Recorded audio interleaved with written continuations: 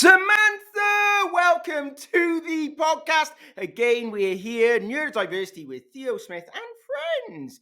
Eliminating kryptonite and enabling superheroes, or just enabling people to lean into their strengths and be their best selves, right? Samantha, welcome to the podcast. Hello, I'm so excited to be here. Your energy, Theo, I love it. It is magnetic. Oh, it's such a pleasure. I mean, I was blessed to be on the LinkedIn Accelerator program with you, and we met in London for the first Yes. time, but we'd spoken before because of the incredible work that you do with CIPD in Manchester, one of the biggest groups. We'll get onto that later on. I love your energy as well. Immediate connection when you meet with somebody and see them, and there's just and maybe there's something around ADHD, or I don't know, but that energy that comes from somebody, you can see it and feel it instantly. So yeah, I got that with you immediately, right? So Yeah. let's introduce people. Let them know who you are, what you do, a little intro about yourself. So I'm Samantha Lubanzu, and I'm a diversity and inclusion specialist and coach, business and career coach, champion women of colour and allies. So I do a little bit of everything, and I'm going to explain why I'm a bit of a smarties is the answer for everything in my life in a moment. But the main thing is to empower difference, to elevate to the highest heights that they can ever think possible, smashing ceilings, concrete ones that we have sometimes, and getting past them all and really thriving in the world that we have at this moment. So, Samantha, you've shared with me before, and you've just shared with me now before this about kind of what neurodiversity means to you, right? What personally, how it impacts your brain. Maybe just start with sharing some of that as well, what it means to you. Yeah, if I go before I say what it means to me, let me tell you a bit of a little bit more of my story because actually, I didn't know I had neurodiversity until I was a little bit older, shall we say? So my journey started off as going to school in Moss Side, Manchester. I thrived there, quite creative. There's a lot of differences in the school. So people where their language is not their first. So people are generally struggling. So no one blinks an eye if there's anything going on because everyone's in the same level. No one notices. When I got to a point, because Moss Side, I don't know if you know about Moss Side, but it is known for its gun crime, violent gun crime, teen pregnancies. My best friend had a child when she was 13 years old. No one blinked an eye, which is really sad. My mum didn't want me to be a statistic, so she sent me to a school outside of the area, which was a little bit more fluent, definitely different to what I'm used to, and where I was now someone who was different rather than someone who was amongst the unique differences within the school. I was the only one. So the difference is it was also a technology school. So it meant that everything we did was on the computer. So again, bypassing a lot of stuff. I had a lot of stereotypes anyway, but nothing to do with my level of work. So I just went unnoticed. When I hit to college and university, every single lecturer would highlight to me, "Are you dyslexic? I think you're dyslexic." And it just became a bit of a theme, everyone saying, "Are you dyslexic?" And I was like, well, it's a kid's thing. Like, what can you do when you're an adult? Like, what difference does it make at this age? And I just ignored it, to be honest. I just thought, what difference does it make? I didn't realize that one of the things that I had to do in uni to get assignments done is as soon as they gave me assignment, I'll be in the library continually for whatever length of time, a month, constantly. Where someone else would go, I'll do it the day before, and they'd get a distinction. I'd get a distinction, but I'd work extremely hard for that distinction. And I just remember when my brother he was severely, well, he found out he was dyslexic later in life, and he found out he was dyslexic, and the walls just came, everything just made sense. He struggled in school. They said that they did loads of tests on him when he was a kid, said he was actually considered like his IQ was sky high, he was considered a genius, but they said we just can't understand why he couldn't spell, why he couldn't string sentences together in the written form. And when he got older and was diagnosed with dyslexia, we just couldn't believe that they didn't spot it when he was a kid. It was there. It was like right there. And I was like, right, it's time for me to find out whether or not I also have dyslexia because people keep saying that about me. And it was the last year of my master's, and it was actually the last few weeks. And they told me that if you want to get this diagnosis, they have an on-site psychologist, and this will be your last chance because then you'll be on a 5-year waiting list or whatever it is. And I thought, I don't want, and it's free, another benefit. So I went down and got this. I had to do all these different tests. I was there for quite a significant amount of time, quite a stressful process. And then she basically gave me my diagnosis, which was, not only was I dyslexic, but she actually said that I was a bit of smarties, like a bit of everything, which is just this part of my life you'll understand in a minute, which is that I am on the spectrum for, at the time it was called Asperger's, which I didn't understand, and we now know is more autism. She also mentioned that I had learning difficulties for dyslexia, and she also mentioned ADHD. Again, I didn't understand any of the other words. I just glued in on dyslexia because that's what everyone was talking about. So I actually brushed aside everything else and just focused in on this word that I knew, dyslexia. So I went to my work and said, I've got dyslexia. Help me with whatever help you can give me. They had no clue. So I worked for a big FTSE 100 bank. They had no clue how to support me. They just said, right, we'll give you 25% extra time on your call. We give you a bit more time on your calls when you're doing your calls. The end. And I thought that will do. And I didn't know how to address it either. I just didn't know. No one told you. It was no. It just wasn't out there. So that's my story of discovery. And it's interesting because so that's how long ago was the did the psychologist give you the concept of smarties? A little bit of everything. A little bit of everything. Uh, Smarties is the answer. yeah. So it was when, in fact, my top looks like Smarties that I'm wearing right now. I think it was when I was just finishing uni. So talking about 10, 15, oh my days, telling you my age here. No, 15 years, you don't have to do that. I'm just thinking 15 years ago. 10 years ago. No, but that's fascinating, right? 10, Because if I 15 years. think actually that's quite progressive in terms of, we now know about the lack of diagnosis of girls in the school system and being missed, and then being missed much later on. So actually, I'm just by the nature of what that psychologist was sharing with you, I think was quite valuable and quite progressive, right? Because they were able to show, even though at that time you didn't grab hold of it. Same with me. I got diagnosed with just dyslexia at 21 as a mature student in university in the Yeah. first weeks because I got something similar, and you must be type thing. And I didn't have any other diagnosis, but I throwed out the window for the same reason, kind of. I couldn't see what to do with it. It was like here's a computer, here's a bit of extra money, off you go.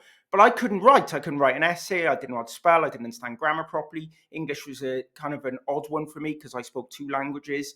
So so neither kind of fitted my first language. I was kind of bad at both, and so I can really empathise and understand where you were at that time about the confusion around what do I even do with this. So what did you do? Like so you didn't get help at that time. And we're talking about a 10-year journey now. At what point now No, did you no. go? Yeah, so I didn't get any help at all. I didn't really know about it. And because I'm a Black woman, one of the things I didn't want, especially in the world of work, I was trying to progress in my career. I did not want to have another label. It was already bad that I was facing different racial stereotypes and microaggression as it was coming from a very corporate banking world. I did not see that as an assistance to me moving on. What I did see it as is a bit of support. So I only told my manager, and my managers change quite often on a need to know basis. If they didn't need to know, I wouldn't tell them because it would go against me. I'm already going to struggle. Why add an extra label on to make me more? And there was no help. So they didn't know what to do with me. If you tell them, there was no help. And I think it took about 5 or 6 years before I went into my dream career, which was HR. And it was the first time where, because I was in leadership, I was doing all sorts of things where I didn't need to really be at the computer as such, writing or doing reports or anything. But when I went into HR, it became very report driven, analytical. You had to be at your computer a lot. And it was the first time where I actually generally struggled. And it was the first time where I thought, I'm actually going to have to tell them that I have dyslexia and I need the support because otherwise I'm just going to fail in my dream career. And what I did was I told my manager, she was like, fine, whatever, just call occupational health, they'll help you. They came and did a workplace assessment. They then said, you can have like systems, like things that help you on that, like software and stuff. And I was like, wow, you can have this that would do like grammar stuff. All these years by this time had passed. I had never had anything. No one ever told me I could get access to support to make my job easier. I could also record in my meetings, and I didn't even know that I could do that. Like record, and it would then, retranslate into. It was like amazing. It was like all the hours and time where I would normally go, after work and spend hours just writing up things. I didn't have to do that anymore. There was software to support me with that. So it was like eye opening. Again, I knew that I couldn't tell anyone else. So I didn't tell any of my team. I kept it to myself because I believed if anyone knew that I also was had a disability, it would really affect my career. And I just didn't want anyone to know. And again, I didn't hang on to any of the other words. It was just the dyslexia. I didn't think about what the psychologist had said any further than dyslexia is the only thing that's blocking me in my career. Let's just focus in on that. And it was great from that way, that point onwards. I thrived. I absolutely thrived. And I say I thrived. I still had intersectionality of being a Black woman in the workplace, but I thrived in knowing I could still push and do it. So that's how it all came about. And how do you feel? Because when you talk about intersectionality and thinking about the mask, and the journey that you've taken, and you talk about Moss Side, I know Manchester very well because I spent a long part of my life in Manchester because that's where I studied, and I studied in a theatre near Moss Side as well. I mean, it's a tough environment to grow up in, multicultural, diverse, which is incredible. But yeah, you're right. It is. It's a lot. Not a lot of people, I imagine, come out of Moss Side, and are able to uh, have a successful life and career because of the barriers that face significant barriers that face people within the education system. And the journey that you've had, that you've shared with me, has not been an easy one.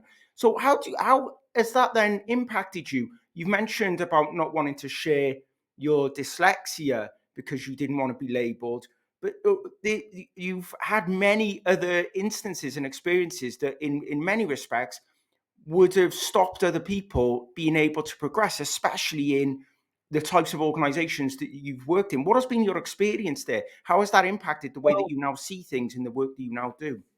so the first thing is it felt like it was something that was a shame. It was shameful to be dyslexic because people will label you as stupid and not capable and not enough, you can't do it, and give you this stereotype. There was instances where there was a really really good friend, work colleague, and we were friends, and there was a project that we had to work on, and we were allocating different parts, and I remember getting the part I knew was my biggest weakness, writing, of course.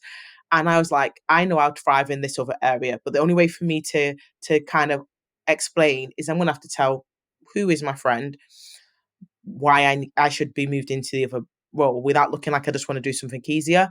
So I explained to her I'm dyslexic, and she's a really good friend. She's known me about 5 years by this point. And just remember her just changing her voice and going, "Oh, right, Samantha. Okay, so what we will be doing is," I'm like, "I've known you for 5 years. You don't need to change the way you speak, the way you act. I just need that other piece of work and I'll thrive and I'll smash it. And you do the other bit. It's just gonna take me longer. I can do it. It's just gonna take me a hell of a lot longer." And that reminded me that I can't tell people this. I can't tell people this because even people who know me very well, who look up to me even in some instances as their expert, because in the team I was one of the experts. I was seen as the most competent in the team. If I tell them this, they're going to suddenly look down on me. They're going to suddenly think that I am no longer capable, even though I've achieved so much at this point. So it put my barriers back up, and I was like, and another thing she would say is, yeah, but can you just just spend more time? So she went straight into the medical model to how can we fix this for you, Sam? Just take more time, slow down when you're writing. Maybe if you and like it can't be fixed. Just take your time. And I was like, it can't, and it doesn't matter how much you tell somebody something, they will try to fix the problem. And I can't be fixed. It's not a fixable solution. There is no cure. The only thing I can do is get assistance and support. But ultimately, I will be weak in the things I'm weak in, and that's the end of it, really. So yeah, it's been a bit of a journey, I would say, in terms of really kind of expressing this to people.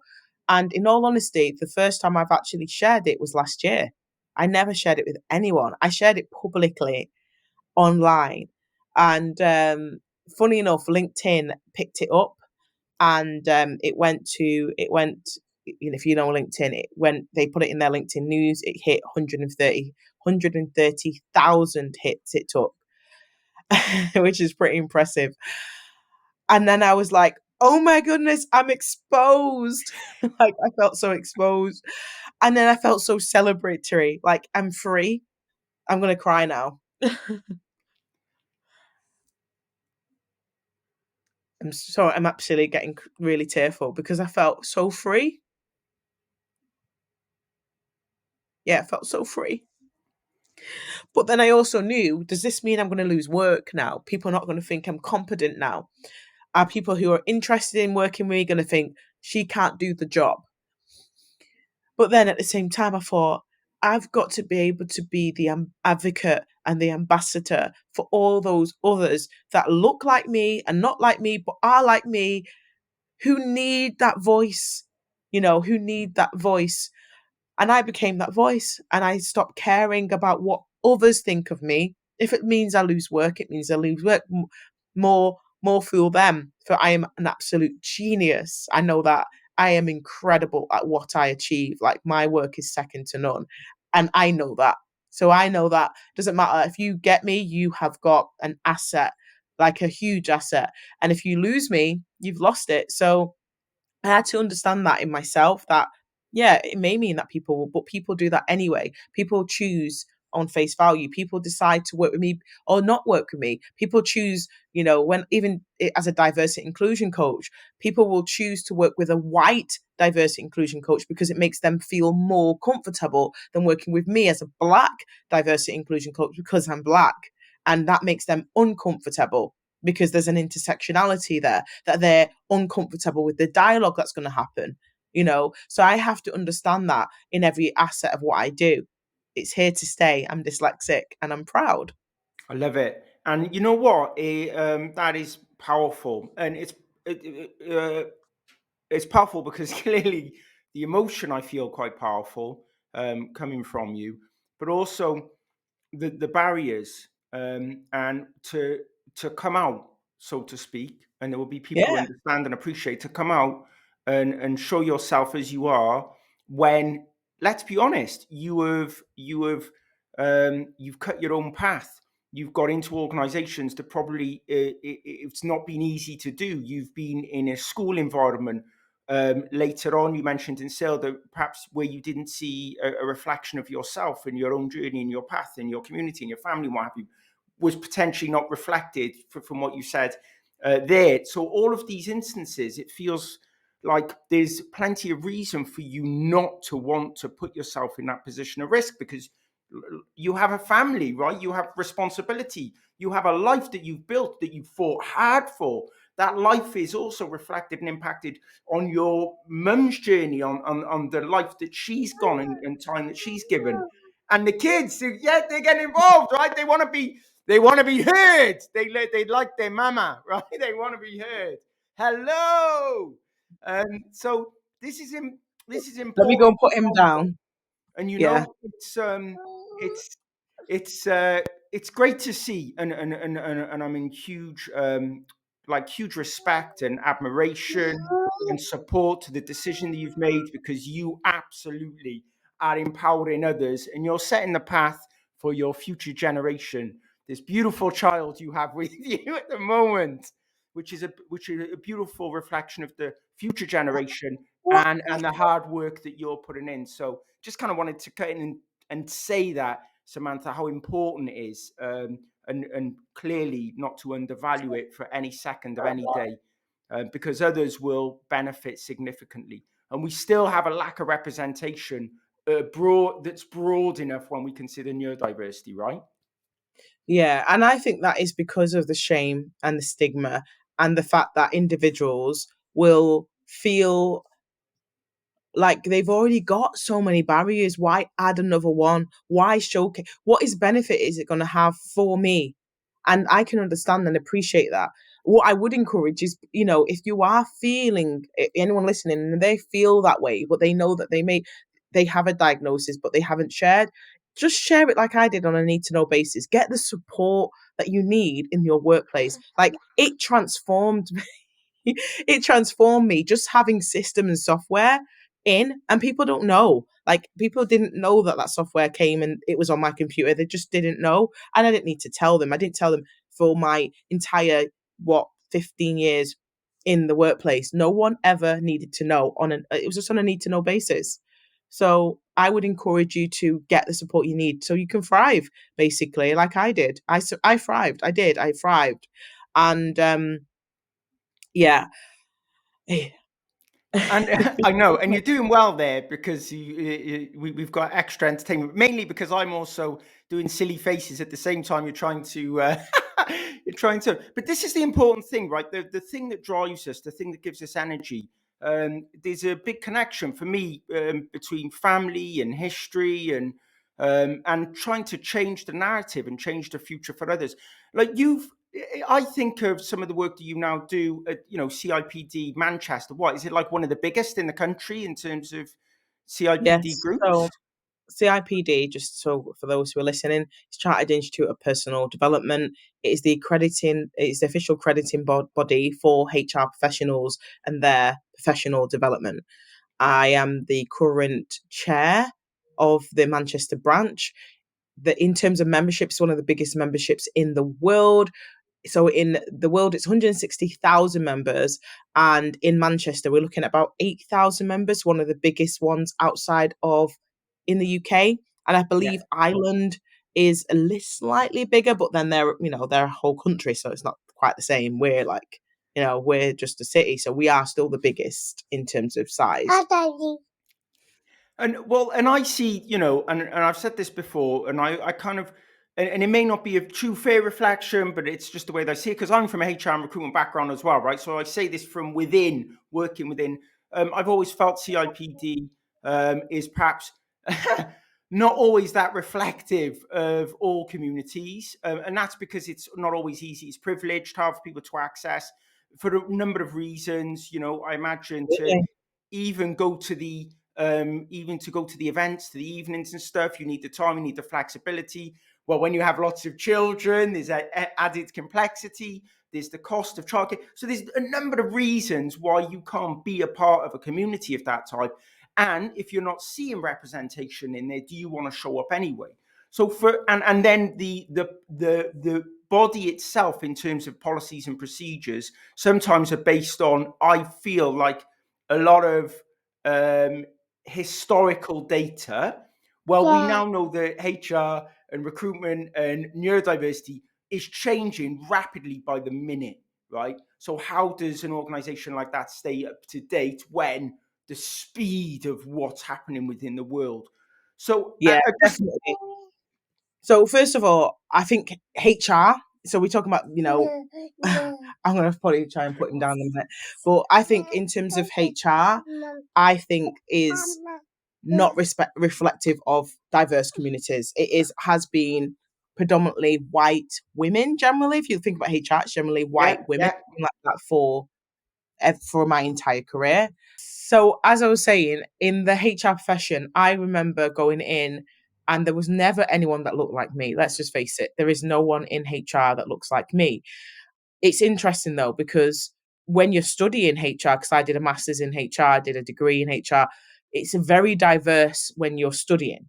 But then actually to break into HR, which is already very competitive, it's very hard to get in. I struggled to get into HR.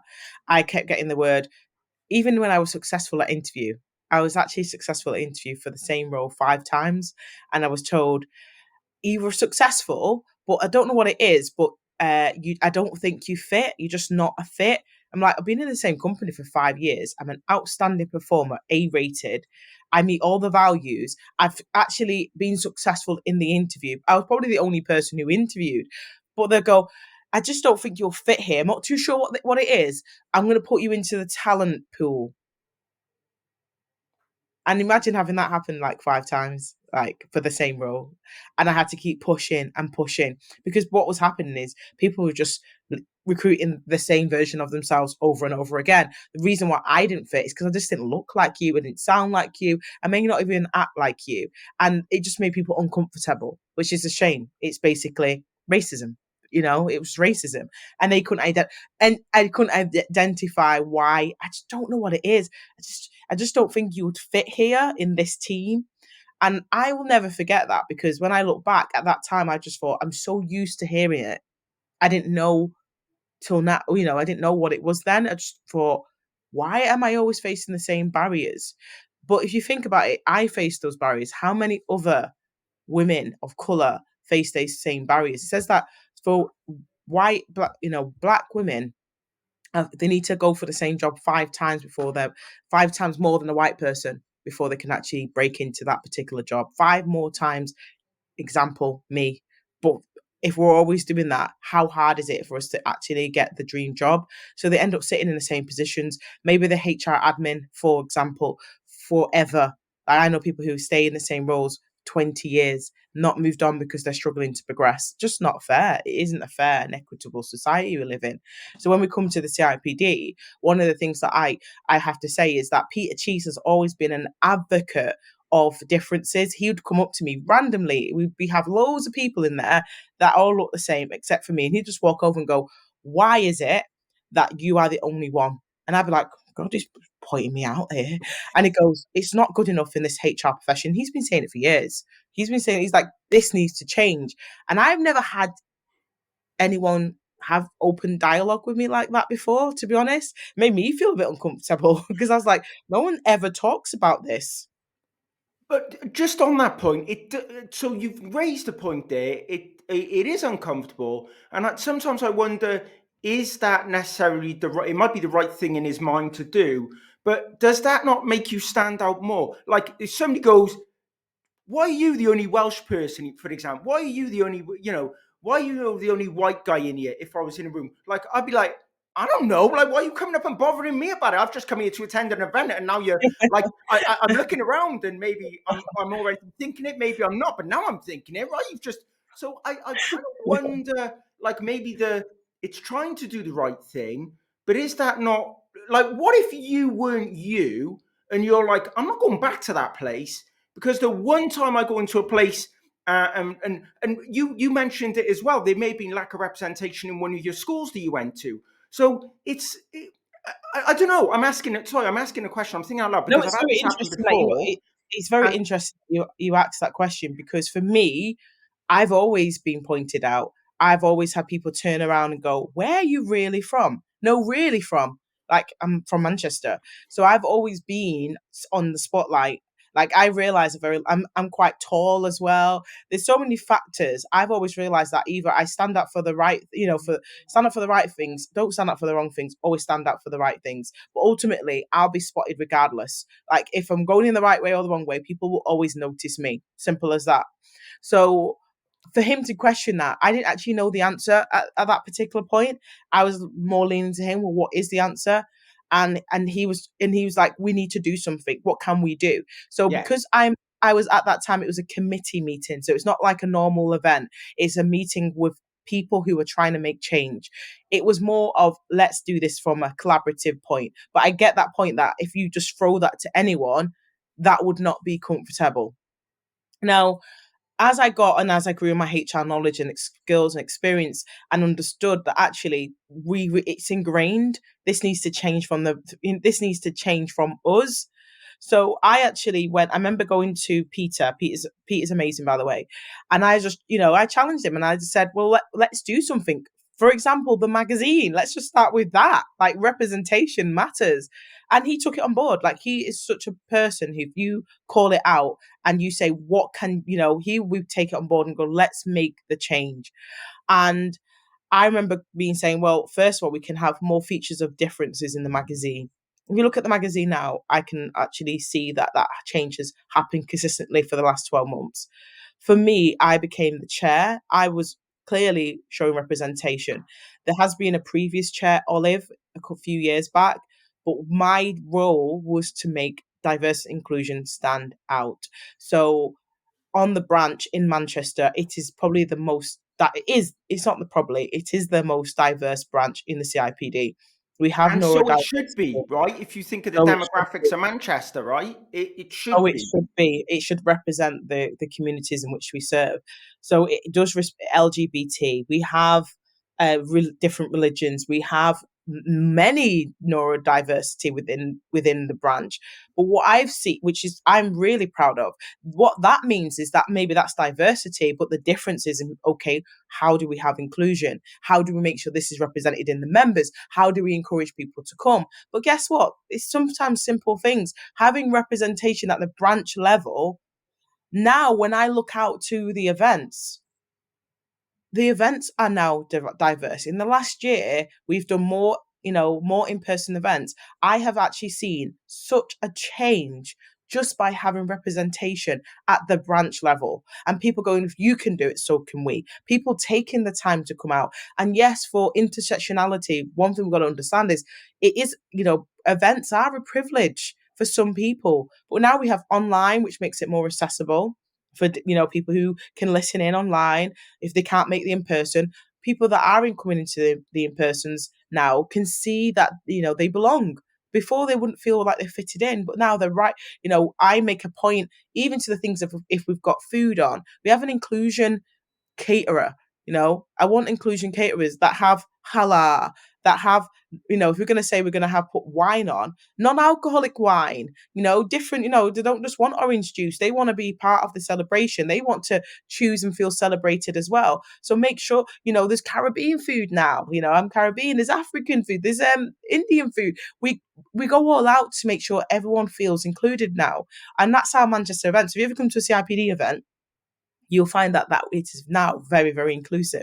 And I'm proud that that is happening. And I know that's happening as a result of me. Now, that doesn't mean that we do it at local level. I've, taken the time to try to impact change at a national level and feeding into things like, well, what are the statistics? How can we support different groups? The CIPD have just started the CIPD Trust, which is another amazing initiative that's there to support differences. One of the things that they do is in the CIPD Trust is they have senior mentors to help Black women get into HR. Woohoo! So that is getting to starting point and actually help them to accelerate in their careers. There's actually programs now to support them, and that's part of the CIPD Trust. They also help in ex-convicts, say wrong word, rehabilitating ex. I think there's another word for it. Sorry if I said the wrong word. It's not ex-convicts. It's Ex-offenders. I don't know what it ex-offenders. So we're not saying convicts possibly, anymore. but I wouldn't know the exact. Ex-offenders to be rehabilitated into the workplace. So that is part of the CIPD Trust. The CIPD Trust now is being made up of helping differences and supporting them into the workplace and doing it in the way that is sustainable. So there are work that is being done, and it's a journey. I always say that it's a journey, but I see that it's going in the right direction. Festival of Work in London. It was the first time they made that event for completely free. So now anyone could attend. And also just it was free. So you've seen differences going in because not everyone has access to resources, if you can imagine. But also there was a difference in suppliers, like the expo. So you see more small businesses, more diverse businesses. It was just amazing to attend. Now, obviously, we've got the CIPD event coming up in November. I'll be interested to see how we do that one, in all honesty. I know it's free to attend anyway in Manchester, unless you go and get the conference badge and go to that one. It's always been free. But it'd be interesting to see what the supplies are like and how diverse it is in terms of the people who attend now that there's such a change that's happened in the last year. So, and that's brilliant, and I love to see that. And I really wanted you to talk about that because, like, my outward perception looking in, My view is some of the negative concepts that there is lack of diversity, that we very much focused on the policies, the procedures. I don't know. It gets, which is common in those types of organisations, right? Because they're big, they're complex, they're almost reflective of the big complex organisations that they're feeding into to support, right? But this is what you're talking about, and what we'll get onto now is the incredible work you're now doing. What I'm seeing through some people that I work with is an incredible increase in Black talent becoming entrepreneurs of organizations like as wide and as deep as you can imagine. And I think that is incredible. And you just everywhere I look now, because I'm on LinkedIn so much, there seems an increase in representation of Black entrepreneurs, and I just think I didn't see that not that long ago, right? This is a change, and that is you can't ignore that as CIPD or as anyone else, because those entrepreneurs are the entrepreneurs of the future HR tech companies, right?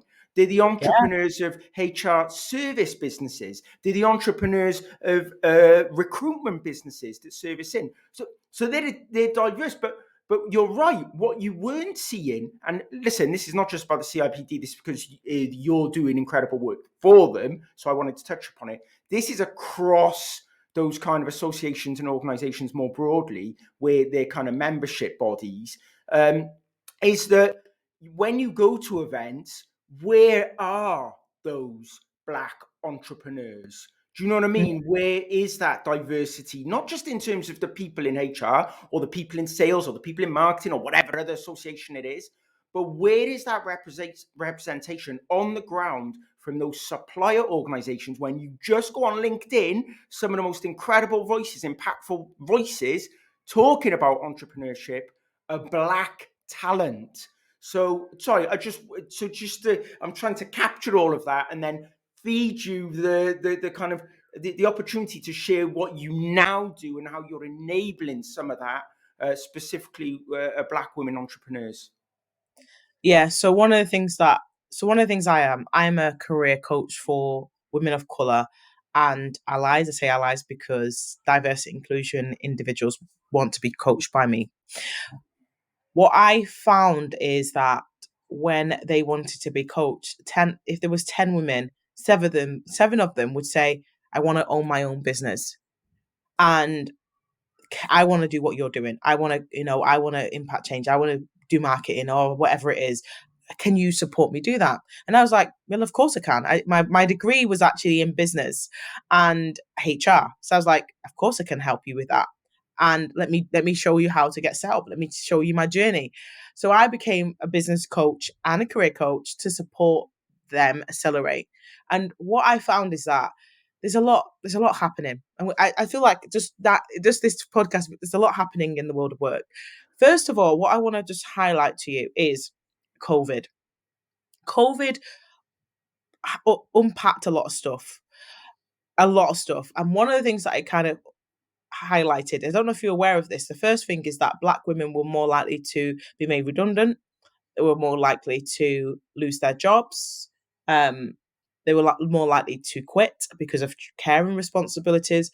So, because of that, and I believe it was again this number five, I've got that on the top of my head. I think it's 5 times more likely to lose their job against a white person during COVID. They were the most likely to be selected. How sad is that? The interesting thing is then a lot of them were then finding it very difficult to get back in the workplace.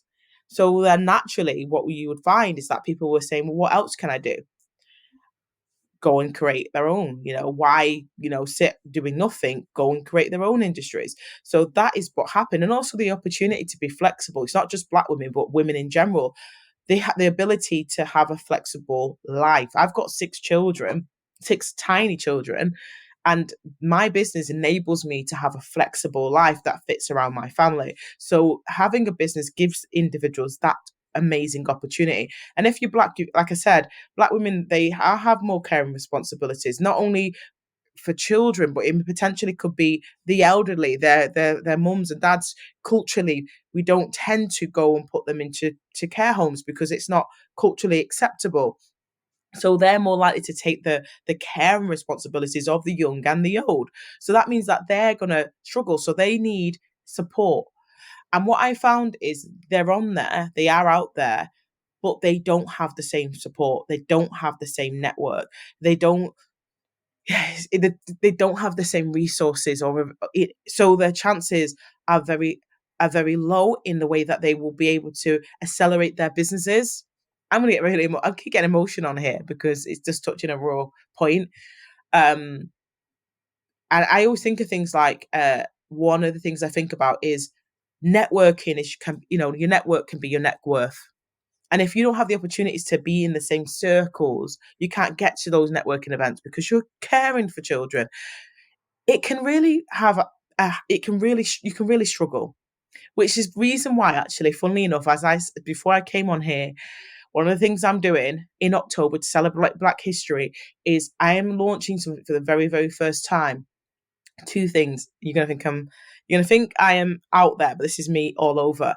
One thing is that I am at the end of the October to celebrate is I am taking 25 Black women in business mums away on a retreat who couldn't afford it otherwise.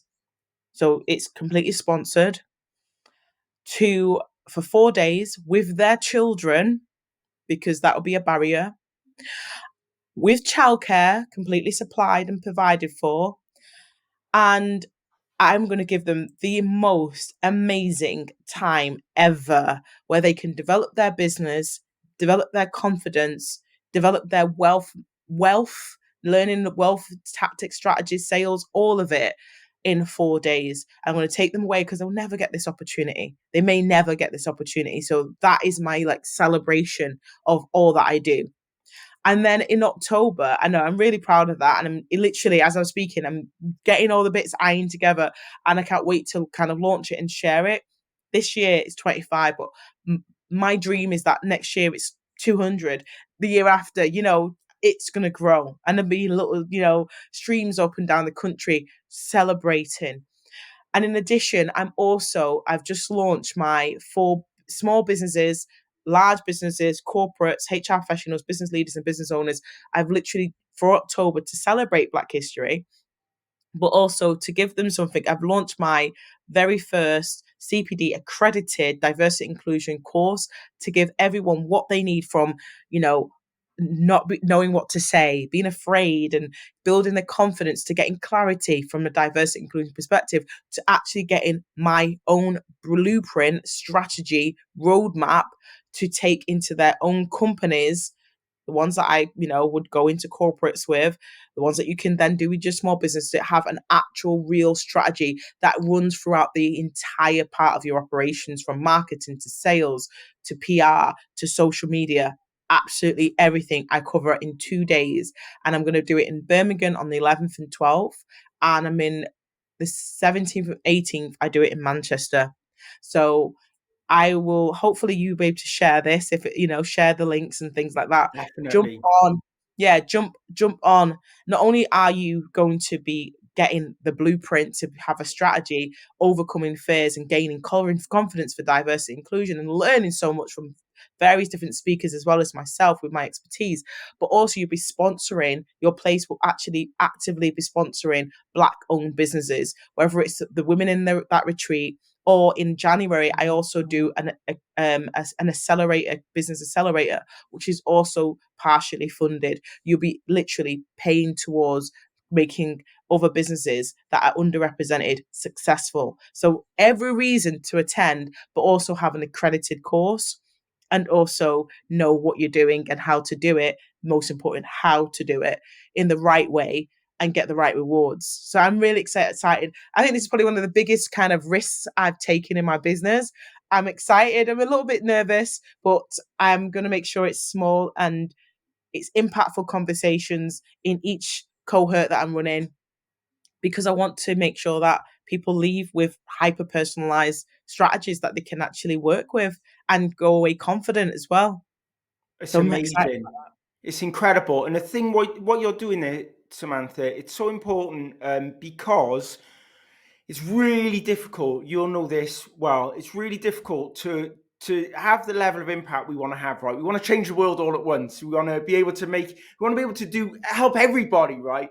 But being able to help 25 women in the way that you're doing that, being able to give them that experience, just think one of the impact that you have on them, the impact that you have on their families, the impact that you directly have on their communities, because they can pass this knowledge and Absolutely. expertise forward, they can pay it forwards, right? But then think about what they go on to create, whatever it may be, no matter how small, no matter how big, but it will be built with care, compassion, love, consideration, power. Like so yeah, you like think of the ripples, think of the ripple effect that that has. And we need more love, care, compassion, and power from women and within this world, and we need to enable that. We just look at the way the world is at the moment. We look at the challenges that we have. We need diversity of thought. We need the We blessings do. of humanity to be able to support one another, to enable one another. So, like, do not. And you say the biggest risk. I say it's the best thing that you could be doing is what you're doing. And easy for me to sit here and go, the risk is worth it, right? But I think clearly it It will is. be, It's because worth it. It's like it is. It's definitely worth it. I agree with you. It's an amazing opportunity. I'm really excited about it. I'm really, really, really excited about it. I can't contain my excitement. It's going to be a packed month, but I want to make sure that Black History Month is celebrated the way it should be. How can we do sustainable change? How can we have a ripple effect? Not just one month. This is not going to be something that's one month. This is going to change lives, careers, everything that people are doing. And it's going to impact not just those, how many I'm in the room, thousands, or millions. So for me, I know it might be a small group, but it has a big impact. So I'm really excited. I'm really excited about it. I love it. Samantha, this has been incredible. I think we'll share the links. And if people want to clearly support and help in any way, shape, or form, I'm sure Samantha would be happy to hear from you in Definitely. whatever way you'd like to help or engage or get involved in the learning and development, all the lovely content that Samantha's creating. Clearly follow her on LinkedIn, because she also shares some of the free to attend events and other things that she's doing. And so where's the best place for people to connect with you, other than all the links and stuff that I'll share at the end? Where So should they reach out? my favorite platform, as you know, Theo, where we met, is LinkedIn. LinkedIn is definitely by far my favorite platform, and it's where I will get vulnerable, to be honest, and I will share some of my, unique, compelling stories. I'm all on all the other side, you'll see me doing the occasional reel on Instagram. You'll see me on Twitter. I have no idea how to use that platform. Now Threads, I'm on there. You'll hear me ranting about how I need help with the kids. I've just decided to make that my little personal ranting station, the Threads. And I'm on Facebook. So find me at this. I have a private group called uh, Diversity Inclusion Unlocked, where I go live every week and I just talk about what's in the news, and how that translates into your business. And I just talk about a little bit of what I'm doing and how I'm doing it and why I'm doing it. So if you want to get into my Facebook, it's just Diversity Inclusion Unlocked. That's it. You'll find me. And otherwise, you can follow me everywhere else. Samantha Lubanzu. Samantha.Lubanzu is where you'll find me. Samantha, LUBANU. oh yeah, sorry. That's brilliant. Links will be in anyway. And listen, absolutely love and respect what you do. Keep going, keep smashing those concrete ceilings. They've got to go. They've got to. We're here for you in whatever way, Yeah. shape, or form that we can be. You're incredible. Thank you. Thank you very much.